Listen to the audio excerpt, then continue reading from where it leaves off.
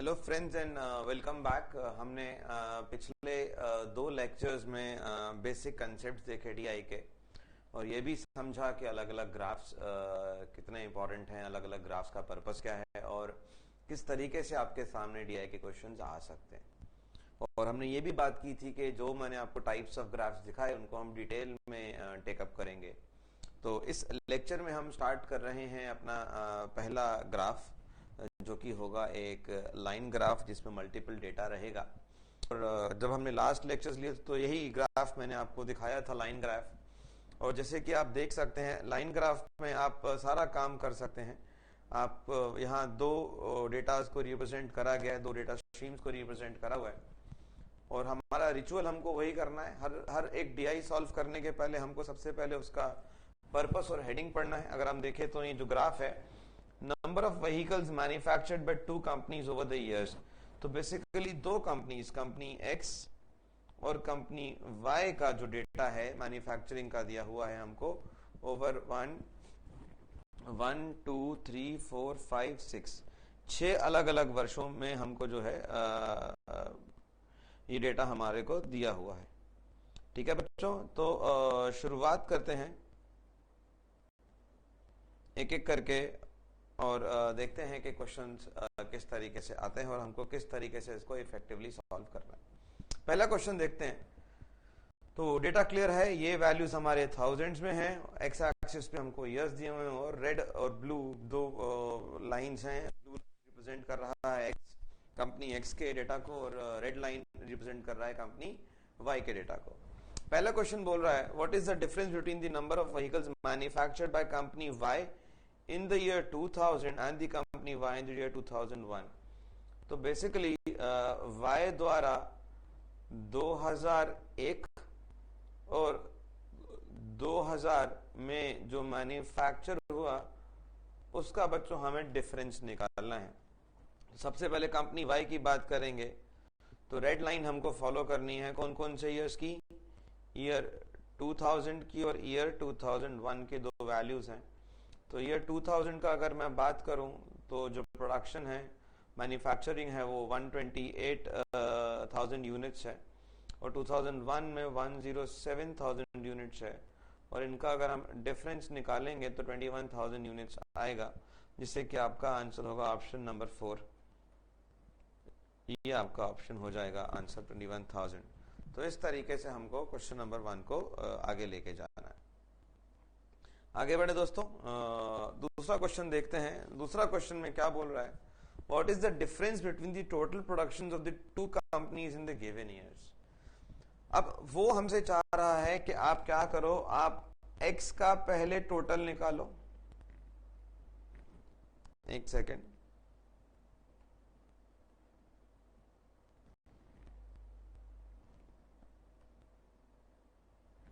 तो x का पहले हम टोटल कैलकुलेट करें और फिर कंपनी y का भी हम वही काम करें, हम टोटल कैलकुलेट करें और यहां से हम क्या निकालें, डिफरेंस। तो बच्चों दो स्ट्रैटेजीज हो सकते हैं इसको करने के लिए, मैं आपको दोनों ही दिखा देता हूं और आपको आसानी से समझ में आएगा दोनों का डिफरेंस। एक तरीका तो क्या है कि मैं पहले x का पूरा टोटल करूं, यानी कि मैं 119, 99, 141, 78, 120 और 159 सारे के सारे ऐड करूं, प्लस 141 प्लस 78। इस तरीके से मैं जाऊं कंपनी एक्स के लिए, और कंपनी वाई के लिए भी मैं यही स्ट्रैटेजी अपनाऊं। बट ये बच्चों एक लेंदी प्रोसेस है। लेंदी इसलिए है कि मुझे 6 वैल्यूज एक्स के लिए ऐड करने पड़ेंगे, 6 वैल्यूज मुझे वाई के लिए ऐड करने पड़ेंगे, और फिर जो है मुझे इवेंचुअली डिफरेंस कैलकुलेट करना पड़ेगा। और एग्जाम में अगर हम ये काम करेंगे बच्चों तो बहुत टाइम हमारा वेस्ट होगा। तो अब मैं आपको कुछ सिखा रहा हूं, आप ध्यान से देखें किस तरीके से हम जो है इसको बहुत आसानी से कर सकते हैं। अब हमको जो दिमाग में बात ध्यान में रखनी है कि rather then adding up all these values, हम केवल और केवल डिफरेंस से भी काम चला सकते हैं। कैसे देखते हैं, क्योंकि मुझसे तो बेसिकली डिफरेंस ही पूछा गया ना, तो मैं डिफरेंस हर साल का निकाल के एडअप करना शुरू कर दूंगा। कुछ इस तरीके से पहले मैं देखूंगा कि कंपनी एक्स जो है ज्यादातर कंपनी वाई से ऊपर ही है, तो मैं क्या करूंगा, मैं सिर्फ इन गैप्स को स्टडी करूंगा और सिर्फ इन गैप्स को ही मैं अकाउंट करूंगा। जहां जहां एक्स ज्यादा है वहां मेरा डिफरेंस मैं प्लस में ले लूंगा, और जहां जहां एक्स कम है वहां का डिफरेंस मैं माइनस में ले लूंगा। तो पहला ईयर देखें 1997, तो ईयर 97 में आप देखोगे कि एक्स जो है वो वाई से, सॉरी मैंने गलत बोल दिया, वाई ज्यादा है एक्स से, तो वाई जो है वो एक्स से 20 ज्यादा है।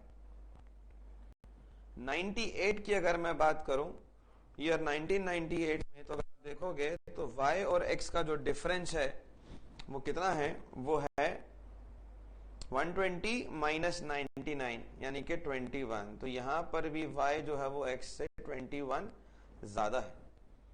ईयर 99 की अगर मैं बात करूं तो ईयर 1999 में उल्टा हो गया, y कम है x ज्यादा है, लेकिन डिफरेंस जो है वो -41 का है। क्यों? क्योंकि यहाँ पे y 100 है और x 41 है, तो 100 माइनस 141 करूंगा तो माइनस का 41 आएगा। ईयर 2000 का अगर दिमाग रखें तो कितना होगा, 128 माइनस 78 तो हो जाएगा प्लस का 50। तो कहने का मतलब है कि यहाँ पर मैं केवल और केवल डिफरेंसेस को दिमाग में रख रहा हूँ और उन्हीं का काउंटिंग कर रहा हूँ, rather than totalling all the values. 2001 का अगर हम हिसाब रखें तो 120 और 107, यहाँ पे y x से कम है तो माइनस का 13 हम कर देंगे, दैट विल बी 120 माइनस 107। और ईयर 2002 की अगर मैं बात करूं तो कितना आएगा, y again is less than x, यहाँ पे 11 माइनस 11 हो गया। अब मुझे केवल इसका सम टोटल करना है। अब अगर आप ध्यान से देखेंगे तो प्लस का 20 और प्लस का 21 होता है प्लस का 41, जो कि माइनस के 41 से एडजस्ट हो जाएगा। डन। अब मेरे पास रह गया प्लस का 50 और प्लस का 24, यानी कि माइनस का 24। तो प्लस का 20 और माइनस का 24 हो गया plus 50 minus 24, which actually means के डिफरेंस आएगा मेरा 26। और बच्चों यहां पर सिर्फ इतना ही पूछा है कि डिफरेंस कितना है, तो आंसर प्लस 26 आए या माइनस 26 आए उससे कोई फर्क नहीं पड़ेगा, बस डिफरेंस हमको दिमाग में रखना है कि मेरे को डिफरेंस से मतलब है। तो यहां हमने डिफरेंस कैलकुलेट करा 26, तो आपका आंसर हो गया ऑप्शन 3, 26,000 व्हीकल्स। अब अगर मैंने पूरे डेटा में y माइनस एक्स करा, अगर आप x माइनस वाई भी करते तो भी आपका आंसर जो है डिजिट वाइज, वैल्यू वाइज तो 26 ही आता, तो hardly makes a difference. All I am saying is कि rather than calculating and adding up अलग अलग से और उसको ऐड करने से अच्छा कि मैं सिर्फ डिफरेंसेस का ही इम्पैक्ट अगर देखूं तो मेरे को मेरा आंसर यहां पर भी मिल जाएगा। मेरे ख्याल से क्वेश्चन नंबर 2 अब आपको एकदम क्लियर है। क्वेश्चन नंबर 3 पे बढ़ते हैं एसडीआई में।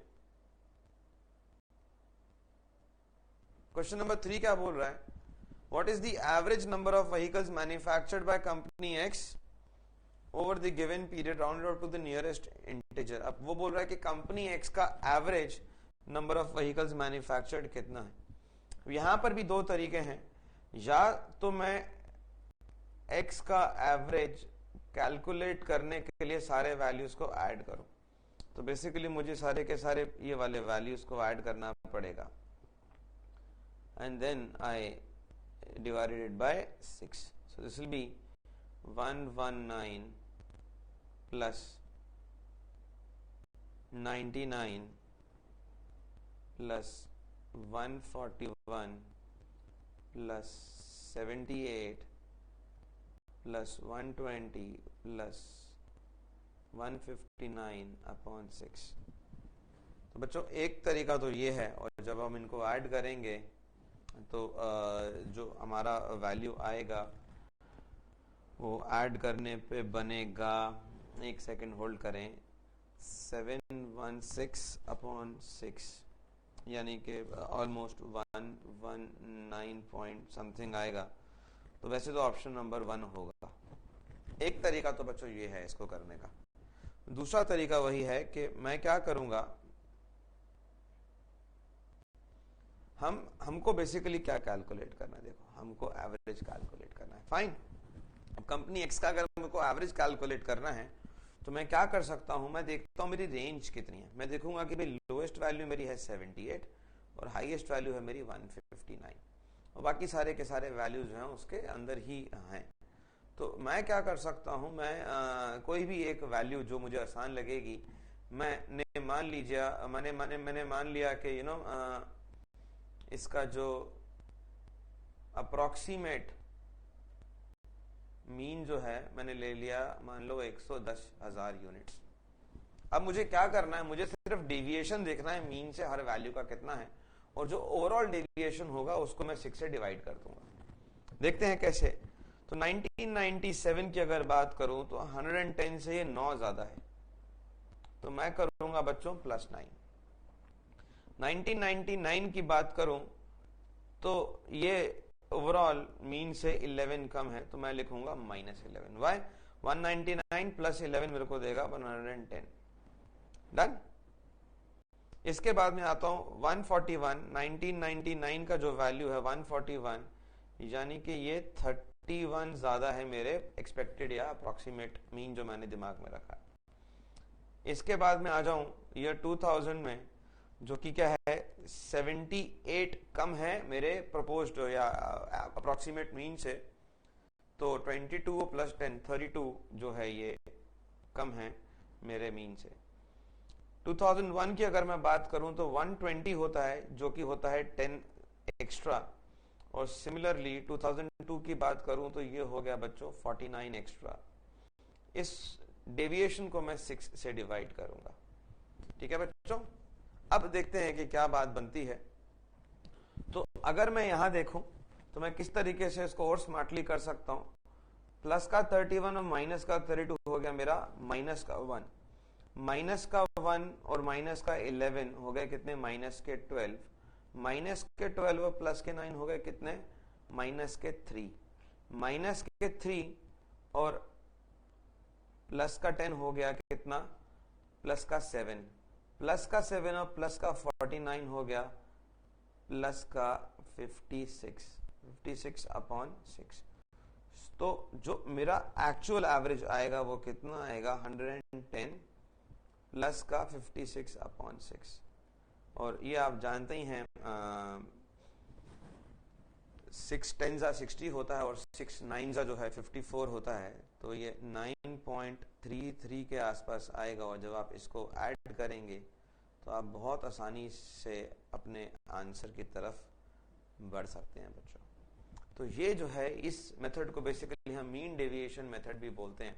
मैं अपना सिर ऐसे साइड में कर लेता हूं ताकि आपको ये वैल्यू दिखे 119.33।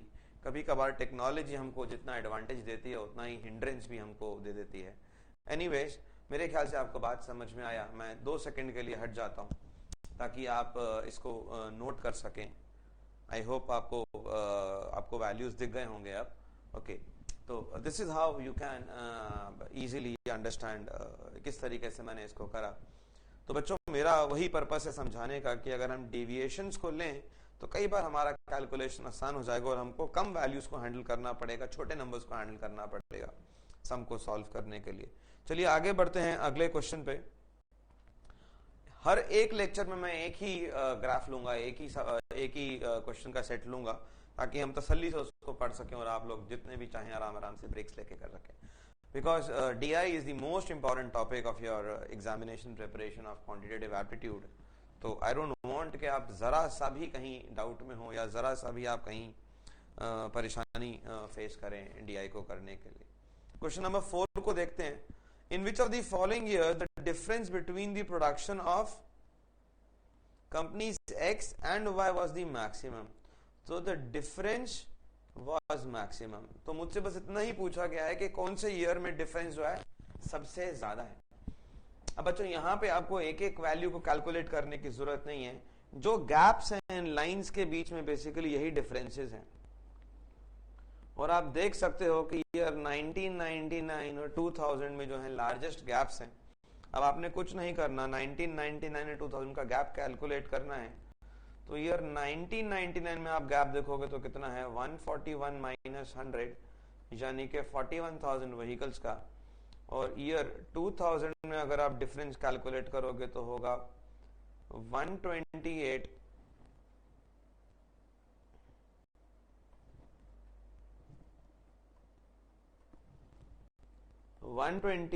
माइनस 78 यानी के 50,000 व्हीकल्स का। अब यहाँ पे मुझसे एग्जैक्ट वैल्यू तो नहीं पूछी, बट मुझसे क्या पूछा, बोला है कि किस ईयर में जो है गैप जो है मैक्सिमम था, तो मेरा आंसर होगा ईयर 2000 में जो है gap was the maximum, that was 50,000 units. तो sometimes just by having a look at things आप आसानी से आगे बढ़ सकते हो, और जरूरी नहीं है कि हमको पूरा का पूरा कैलकुलेशन करना है। कई बार हमें एस्टिमेशन से मदद मिलती है, कई बार हमको ऑप्शंस देख के बेनिफिट होता है। तो आपको तो भैया साम दाम दंड भेद जो भी आपको समझ में आए एग्जाम के टाइम पे, बस आपका आंसर जो है वो अप्रोप्रिएट आना चाहिए और टू द पॉइंट और जल्दी आना चाहिए। तो कभी ऑप्शन के हेल्प से लेकर, कभी एस्टिमेशन से लेकर, कभी मेहनत से, आपको तो बस आंसर लाना है कम से कम समय में। ठीक है दोस्तों, आगे बढ़े, अगला क्वेश्चन देखते हैं। आखिरी क्वेश्चन इस ग्राफ का है, the production of company Y in 2000। तो पहली बात तो हमको 2000 Y का 2000 ये मैंने मार्क कर दिया। Was approximately what percent of the production of company X in the same year। वो बोल रहा है 2000 में Y का production over X। So basically Y over X into 100 हमको कैलकुलेट करना है, X ओवर Y कैलकुलेट नहीं करना। क्यों नहीं करना? क्योंकि क्वेश्चन हमसे क्या बोल रहा है कि कंपनी Y का जो प्रोडक्शन है वो कंपनी X के कंपैरेटिवली उसका कितना परसेंटेज था। तो Y will become the numerator और X का जो वैल्यू है वो डिनोमिनेटर होगा। अब Y अगर मैं देखूं तो Y का प्रोडक्शन जो है 2009 में 128,000 यूनिट्स और X का जो है वो प्रोडक्शन है 78,000 यूनिट्स इनटू 100। अब बच्चों इसको हमको कैलकुलेट करना है, लेकिन यहां पर एक वर्ड यूज करा गया है अप्रोक्सीमेटली। अब मैं आपको एक और बात बता दूं, ज्यादातर अमूमन जो है most of the times whenever question will expect you to find the approximate value, question में बच्चों नन ऑफ दिस का ऑप्शन बहुत ही कम बार आता है, बट मैंने फिर भी पर्पसफुली डाल दिया है ताकि आपको मैं हेल्प कर सकूं दोनों वेज से। तो अगर तो नन ऑफ दिस का ऑप्शन नहीं आता है, सारे अप्रोक्सीमेट वैल्यूज, तो आप बहुत क्विकली एस्टिमेशन से काम कर सकते हो। अगर आ गया तब भी आपको उसको सॉल्व थोड़ा सा करना ही पड़ेगा। अब यहां पे आप क्या कर सकते हो, आप इन दोनों वैल्यूज को राउंड ऑफ कर सकते हो। इसको मैं राउंड ऑफ कर सकता हूं 130/80 में, जो कि आगे जाके बन जाएगा 13/8। ठीक है बच्चों, तो इस तरीके से आप इसको जब सॉल्व करोगे तो आपका जो आंसर आएगा वो आएगा 1.64 के आसपास। अब मैंने 100 को हटा दिया, आप ऑटोमेटिकली उसको आप एडजस्ट कर सकते हो 164%, तो जो आपका आंसर होगा 164% हो जाएगा। कहने का मतलब है कि आपको हल्का सा इसमें फाइन ट्यूनिंग करना है। हाँ, अगर ये 121 होता, ये 79 होता, तो हम उसको अकॉर्डिंगली एडजस्ट करते। तो इसको एग्जैक्टली सॉल्व करने से अच्छा, क्योंकि अप्रोक्सीमेट वैल्यू पूछा गया था, तो हम इस तरीके से लेके जाएंगे।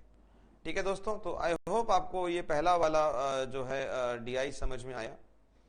अगले लेक्चर में हम लाइन ग्राफ ही करेंगे, बट हम इनकम एक्सपेंडिचर से मिलता जुलता एक ग्राफ करेंगे जिसमें हम इंपोर्ट्स और एक्सपोर्ट्स की बात करेंगे, और ग्राफ्स में वैल्यूज ना देके रेशियोज को हमको दिया होगा।